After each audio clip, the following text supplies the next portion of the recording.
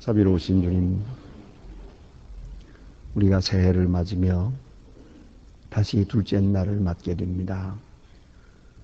이렇게 첫 시간도 주님 앞에 나와 예배했고, 또 둘째 날 새벽도 주님 앞에 나와 예배하며 찬송하며 기도하며 하루를 시작하게 됩니다. 하나님, 간절히 바라옵는 것은 이렇게 이 한 해를 다 새벽은 주님 앞에 나와서 기도하는 시간으로 바치는 그런 한 해가 되게 하여 주시옵소서. 아버지 하나님, 그간에 때때로 게으른 때도 있고 나약한 때도 있고 부득이한 사정도 있었지만은 금년 한 해만은 이제 900년대가 마지막 가는 999년입니다. 하나님이여, 원컨대 이 한 해는 온전하게 첫 시간을 주님 앞에 바치는 그런 한 해로 하나님 앞에 바쳐질 수 있기를 기도하옵나이다. 아버지 하나님, 약한 자를 늘 강하게 하셨고 어리석은 자를 지혜롭게 하신 주님의 은혜에 감사드립니다. 원컨대 우리로 하여금 보다 더 강하게, 보다 더 지혜롭게, 보다 더 충성되게 한 해를 살아갈 수 있게 도와주시옵소서. 아버지 하나님, 지난날엔 실수가 많았고 그래서 뒤에 뉘우치고 후회하고 되돌아갈 수 없는 일이기 때문에 때로는 고쳐할 수 없는 일이라 늘 마음 아프게 생각하며 살아왔습니다마는 이제 깨끗이 지난날을 털어버리고 일어나면서 간절히 소원하옵는 것은 다시는 후회해야 하는 그런 일이 없게 하여 주시옵소서.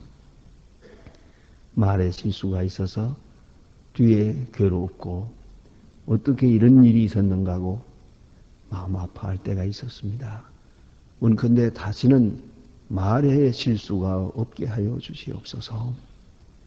행동은 물론이거니와 나의 잘못된 말로 인하여 알게 모르게 다른 사람의 마음속에 그런 상처를 주고 또 다른 사람의 마음을 괴롭히고 또 가슴 속에서 눈물 흘리게 하는 그러한 일들이 다시는 없기를 기도하옵나이다.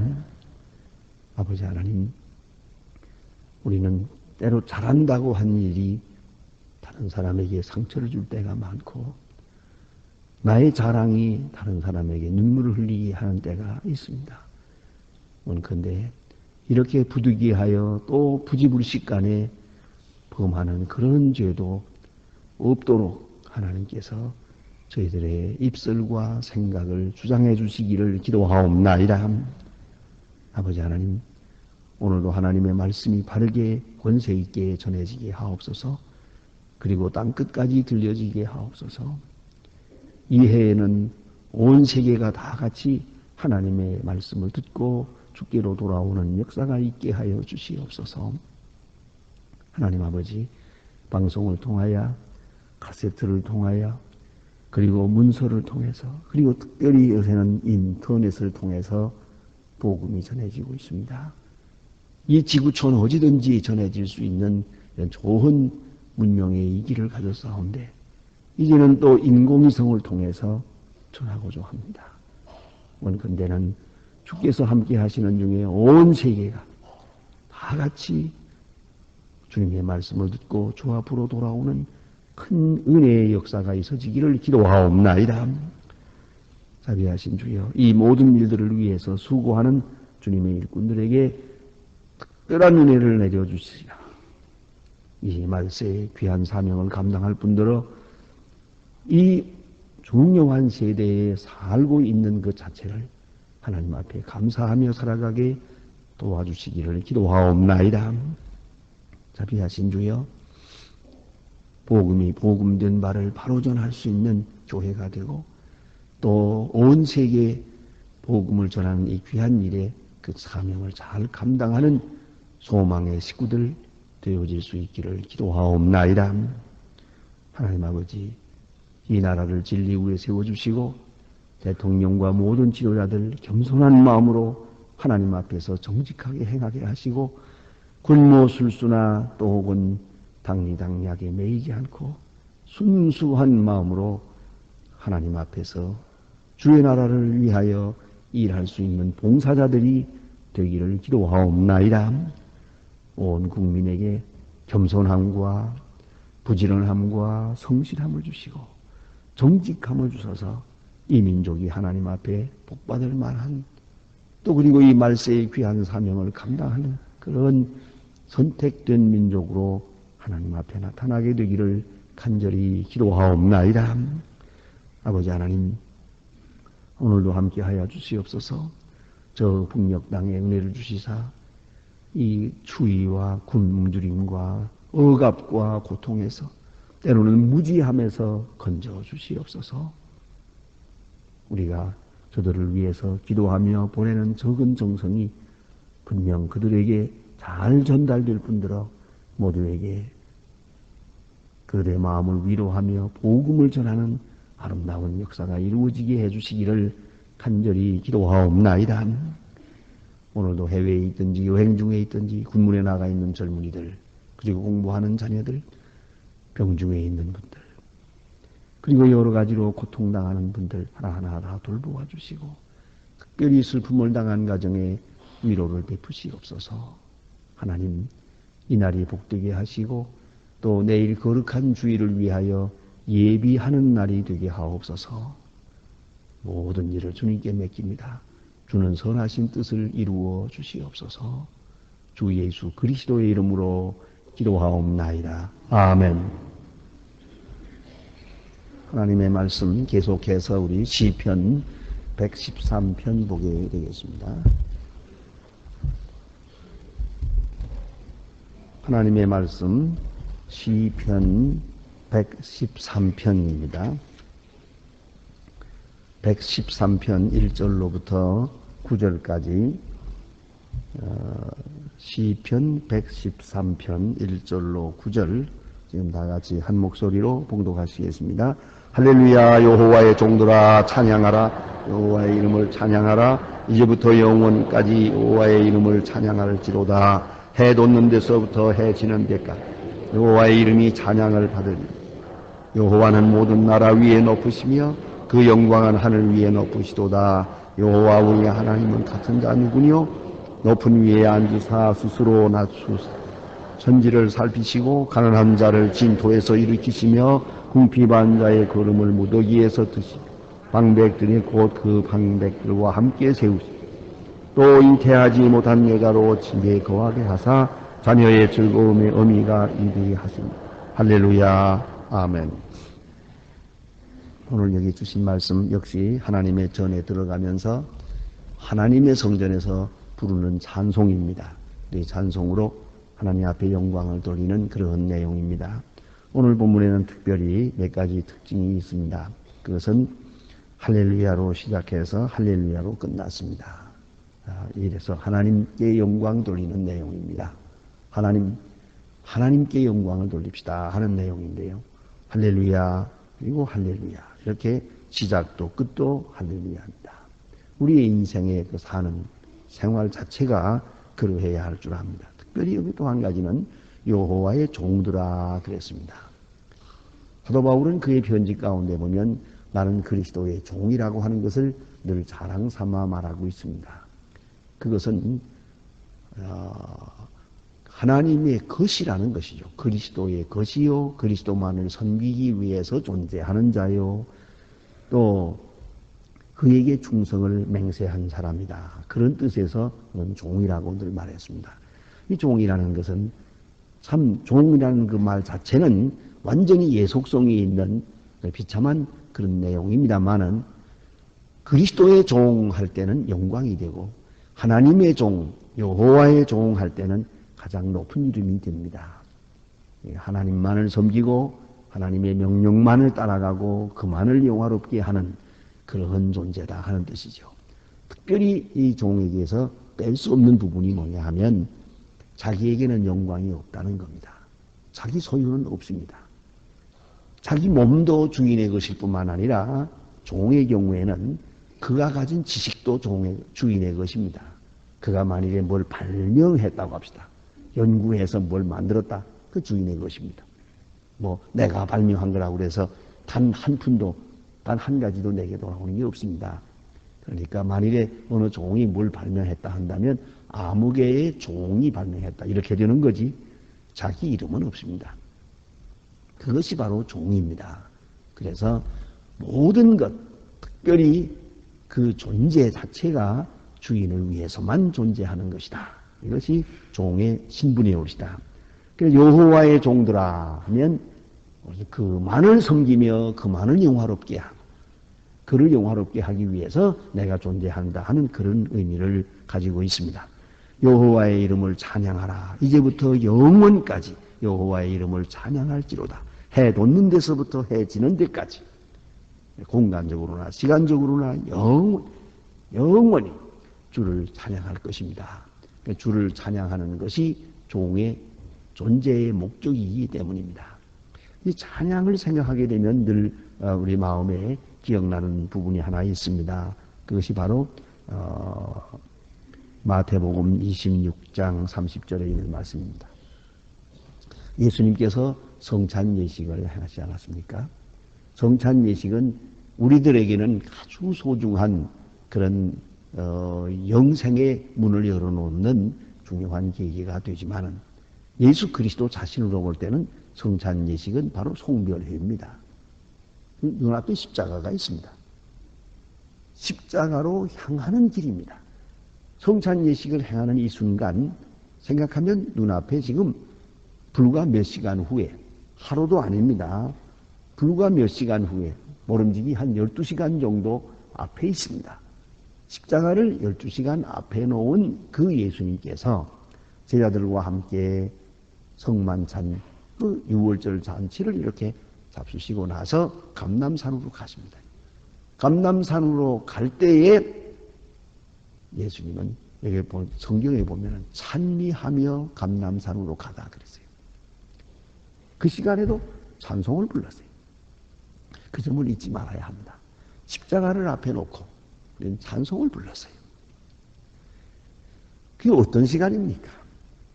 우리가 보통 인간으로 말하면 절통하고 분통하고 걱정되고 두렵고 그런 시간입니다. 그러나 예수님은 십자가를 12시간 앞에 놓은 그 시간에도 찬송을 불렀어요. 제자들과 함께 찬송하며 감람산으로 갔다. 얼마나 귀한 일입니까?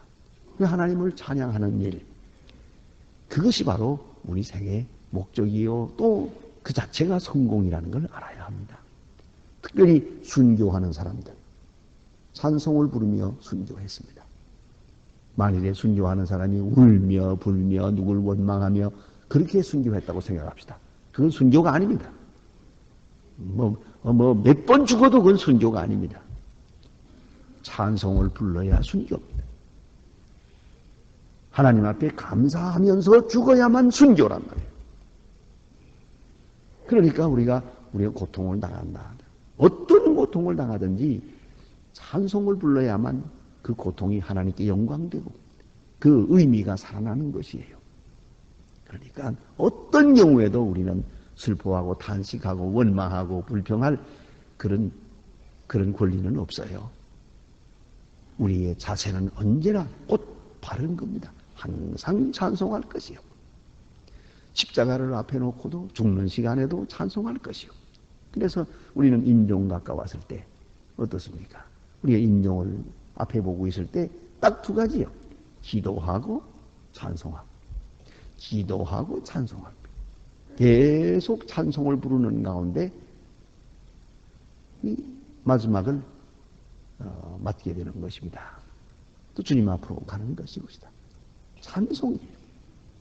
그래서 이제부터 영원까지 모든 사람들, 모든 공간, 모든 시간에서 여호와의 이름이 찬송을 받을 것입니다. 그 다음에 이제 이유를 설명합니다. 그래, 그렇게 찬송을 해야 될 이유는 4절입니다. 여호와는 모든 나라 위에 높으시며 그랬어요.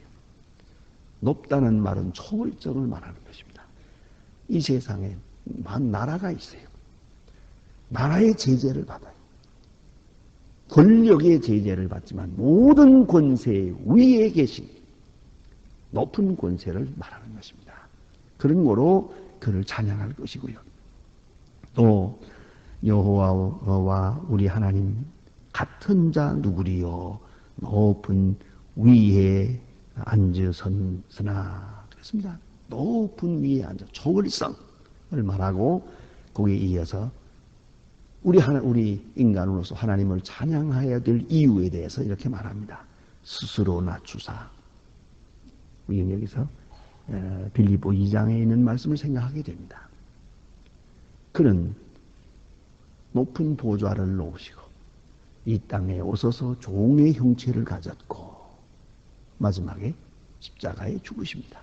빌립보 2장 7절에서 읽을 수 있습니다. 바로 그 하나님, 높이 계시는 초월적인 하나님이면서 우리와 함께 계시는 내재적인 하나님이란 말. 초월성과 내재성을 동시에 설명하고 있습니다. 이것이 하나님을 찬양해야 될 이유입니다. 높으신 하나님 찬양할 것이요. 스스로 낮추신 하나님, 임마누엘 하시는 하나님, 우리와 함께 계시는 하나님, 그를 찬양할 것입니다. 그래서 낮추어서 어떻게 되나 봅시다. 그 결과가 가난한 자를 진토에서 일으키시며 가난한 자. 이건 여러 가지 의미가 있습니다만 첫째로서는 경제적으로 가난한 사람들. 그 진토에서 일으킵니다. 이 경제적인 가난이라는 것이 때때로는 가난의 아주 근본이 될 수도 있습니다. 여러분 우리가 뭐 양반이니 뭐 상민이니 하는 얘기를 하지 않았습니까? 사회학적으로 연구를 깊이 한 분들의 기록대로 보면은 양반이라는 게 별거 아니에요. 옛날에 부자였어요. 그 경제적인 부자가 신분을 스스로 높이기 위해서 만들어낸 것이 양반 제도라고 그렇게 말합니다. 그리고 아무리 양반이라도 3대를 가난하게 살면 쌍놈 되고 마는 거예요. 그걸 알아야 돼요. 그러니까 돈이 양반이었다고요. 그게 원래 뿌리예요. 그런데 돈만 가지고 양반 노릇 하려니까 사람들이 막 존경해 주질 않거든요. 거기다가 하나 더 붙여서 우리는 상골이다. 도대체가 뿌리가 달라. 이렇게 된 거죠. 다르긴 뭘 달라요. 꽃 같은 건데. 그게 양반이라니 그렇게 만들어진 거예요. 그러니까 이 경제성이라는 게 참 중요하고 무서운 것이죠. 루즈벨트 대통령의 그런 명언이 있습니다. 가난한 자는 자유인이 아니다. 여러분 가난하고 경제적으로 어려우면 내 자유가 어디 무슨 소용이 있습니까? 이 소중한 하나님이 주신 소중한 자유를 갖다가 제공하고 이걸 담보로 해서 밥 한 끼 얻어먹을 수밖에 없는 거예요. 이 절대적 빈곤이라는 것은 참 절실하고 절박한 것입니다. 그런데 이 가난한 자, 그 때문에 팔려가지요. 자유가 없지요. 억압을 당하지요. 불쌍하게 살지요. 배고프고 춥고 어렵지요. 그 가난한 사람, 아주 가난한 사람을 진토에서부터 일으켜서 높여주시고 또 궁핍한 자를 거름 무더기에서 들어서 거름 무더기에서 얼마나 비참합니까? 썩어진 거름. 예? 근데 다 썩어진 그런 데서부터 일으켜냈다 이래요. 일으켜서 높여주십니다. 가난한 자, 궁핍한 자, 병든 자 이들을 다 다시 높여주시는 하나님. 이런 그런 역사를 봅니다. 참 놀라운 것은 가만히 보세요.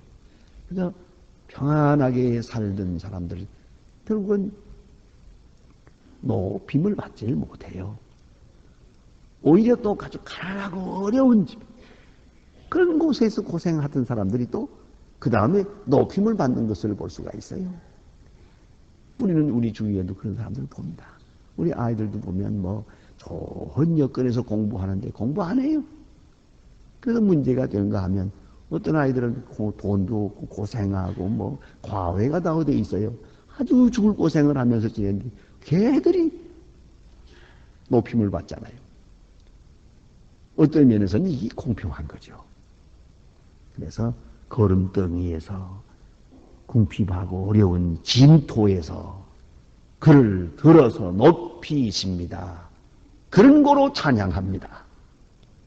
아마도 이 시를 다윗이 썼다고 한다면, 그렇게 생각한다면 다윗을 생각해 보세요.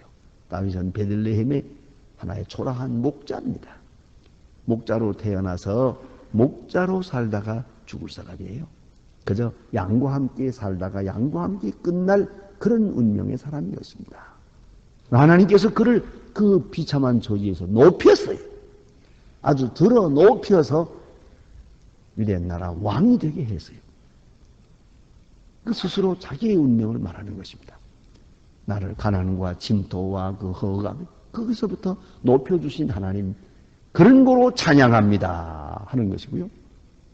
또 하나 있습니다. 이건 비유적으로 말하고 있습니다만은, 그래서 높여서 방백들 그 사이에 있게 했다. 방백 정치가들입니다. 요새 우리말로 말하면 국회의원들이라고 할 수 있겠어요. 방백들 속에 거하게 했습니다. 또 하나는 잉태하지 못한 여자로 집에 거하게 하사. 잉태하지 못한 여자. 옛날에 여성들에게 있어서는 이 아주 가장 부끄러운 일이 이거예요. 첫째가 시집 못 가는 거. 둘째가 아이를 낳지 못하는 겁니다. 그런 것을 가장 부끄럽게 여기고 마치 저주받은 것처럼 생각했어요. 또 하나, 여자가 머리 빠지는 거. 이 세 가지. 이것이 부끄러운 일이에요. 여자가 머리 빠지는 거, 시집 못 가는 거, 그다음에 어린애를 낳지 못하는 거. 그러면 이 세 가지로 인해서 여성의 여성됨을 상실하는 것으로 생각했어요. 아시지 않습니까? 옛날엔 내쫓았잖아요. 아이 못 낳으면 쫓겨나고 그렇지 않았습니까? 그런 것이었어요. 그런데 그러면 그 가장 부끄러운 일이었어요. 그런데 성경은 이렇게 말해요. 잉태하지 못하던 여자로. 과거에 그랬어요. 잉태하지 못해서 서러움 당했어요. 쫓겨다녔어요. 멸시천대 받았어요. 그런데 이런 사람을 집에 거하게 했다. 그 말은 이제 어린애를 낳았다는 거죠. 하나님은 그런 하나님이다. 성경에 보면 여러분 너무나 잘 아는 일이 있었죠. 아브라함의 아내 사라가 아이를 없었어요. 아이를 90세까지 낳지를 못했어요. 그 얼마나 어려운 시간을 보냈겠습니까? 그 사라라고 하는 여성의 일생을 생각해 보면 너무나도 고통스럽고 어려운 일이었어요. 그러나 그러다가 이삭을 낳음으로 해서 사라가 그 모든 고통을 잊어버리고 하나님을 찬양하게 됩니다. 사실은 사라에 대해서 잘 연구해 보면요, 그건 확실하게 맞추기는 어렵습니다만은 이삭을 모리아 산에 바치는 일이 있었죠. 그 모리아 산에 바치라 하는 명령은 이삭이 들은 거예요. 아브라함이 들은 거예요. 그리고 아브라함과 이삭 두 사람이 모리아 산에 제사 드리러 갑니다. 사라가 얼마나 기가 막혔겠어요. 사라의 믿음이 얼마나 좋은지는 몰라도 이런 상황에 할렐루야 할 것 같지 않아요. 아주 어려웠을 것 같아요. 그러나 하나님의 명령을 거역할 수도 없어요. 성경 역사를 잘 연구해 보면은 결국은 모리아 산에 가서 제사를 드리고 돌아와서 얼마 있다가 사라가 죽어요. 그때 너무 충격을 받아가지고 그 충격의 여파로 죽었는지도 몰라요. 그런 것을 볼 수 있어요. 한 여자가 그 아이 하나를 낳아서 18세까지 18살까지 돌보고 만약 키웠다고 한다면 시간적으로 계산해 보면은 여자의 일생의 3분의 1을 그 아이에게 바친 것이 된다고 합니다. 그러고 보면 여성들은 아이를 낳아서 그 키워가면서 거기에 모든 정성 시간을 다 바쳐요. 그래도 이것은 영광이에요. 만약 이것이 없다면 어떻게 되느냐? 그건 참으로 비참해지는 것이죠. 그런데 오늘 성경 말씀은 하나님께서 이렇게 어린애를 낳지 못해서 천대받고 스스로 절망하는 그런 사람을 어린애를 낳게 하고 집에 거하게 하셨습니다. 또 하나 있어요. 어린애를 낳지 못하고 있는 동안에도 쫓겨나질 않았어요. 이게 하나님의 은혜요. 사라는 이미 쫓겨났더라면 그만이요. 그런데 쫓겨나지 않도록 하는 것, 거기에 하나님의 사랑이 있었다고 말입니다. 한나도 그렇습니다. 한나도 어린애를 낳지 못해서 매우 슬퍼하는 여자였죠. 그러나 그 남편은 그를 사랑했어요. 바로 이런 관계를 하나님의 사랑에 비유하고 있는 거죠. 하나님이 그 여자를 사랑해서 아이를 낳지 못하는데도 쫓겨나지 않았어요. 그리고 사랑을 받았어요. 나이 낳은 사람보다도 더 사랑받았어요. 바로 그런 일이 하나님의 축복이요, 하나님의 은혜라는 것이에요. 아이를 낳지 못하면 당연히 업신받고 미움받고 쫓겨나는 것이 당시에 당연한 일이지만은, 그러나 여호와 은혜로, 하나님의 은혜로 쫓겨나지 않고, 그리고 저 말년에 가서 아이를 낳았다. 하나님의 은혜요, 축복입니다. 그런 말씀입니다. 한나가 그랬죠. 우리 성경에 보면 그런 얘기가 많아요. 또 우리가 잘 아는 요셉이라는 사람이죠. 알고 보면 요셉도 그 하나님의 은혜 가운데서 태어난 사람이고요. 그 어머니 나엘이라는 사람은 말이에요. 아이를 낳지 못해서 정말 굉장한 고통을 당했어요. 예? 그냥 가만히 성경에 나타난 것만 봐도 얼마나 고통당했는가를 잘 알 수 있어요. 그러나 아이는 못 나면서도 사랑은 독차지해서요. 그것이 하나님의 은혜예요. 아이를 낳아서 사랑받는 것만이 아니고 아이를 못 나면서도 남편의 사랑을 받는 것. 이 하나님의 은혜예요. 그런 거로 하나님을 찬양합니다. 다시 말하면 우리는 우리의 의무를 다 못했어요. 우리의 할 도리를 다 못해도 하나님의 사랑을 받았어요. 사랑을 받아 나가는 가운데서 하나님의 은혜의 열매를 맺는 귀한 사람으로 오늘 나타나게 됐어요. 그런 거로 감사할 것이죠. 여러분 생각해 보세요. 우리가 죄 짓고 잘못된 길을 갈 때, 그때 하나님께서 심판해 버렸다면 다 끝났죠. 내가 술 먹고 방탕할 때, 내가 우상을 섬길 때, 내가 세상 사람과 함께 나갈 때, 그런 경험 간 사람 많잖아요. 그때 거기서 심판해 버렸으면 끝났죠. 마치 아이를 못 낳는 어린애처럼, 부인처럼. 그러나 하나님께서 버리지 않았어요. 그것이 사랑이었어요. 그리고 은혜에 은혜를 더해서 이제 어린애를 낳은 것과 같이 하나님의 사람이 되게 됐어요. 너무나도 감사하지 않습니까? 그런 거로 할렐루야, 하나님을 찬양할 것이에요. 그래서 여기 보니 마지막에 보면 그렇습니다.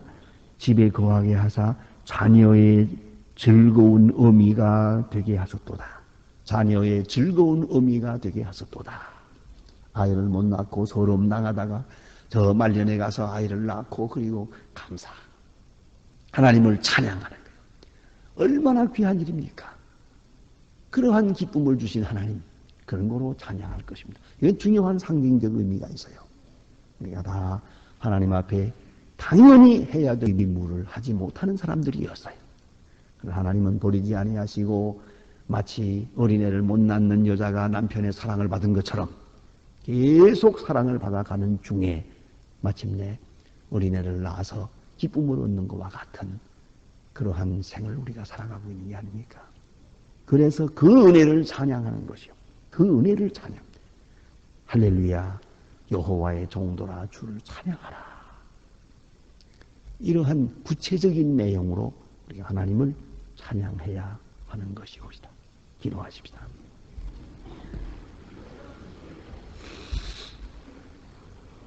하늘에 계신 우리 아버지시여, 이름이 거룩히 여김을 받으시오며 나라의 마옵시며 뜻이 하늘에서 이룬 것 같이 땅에서도 이루어지.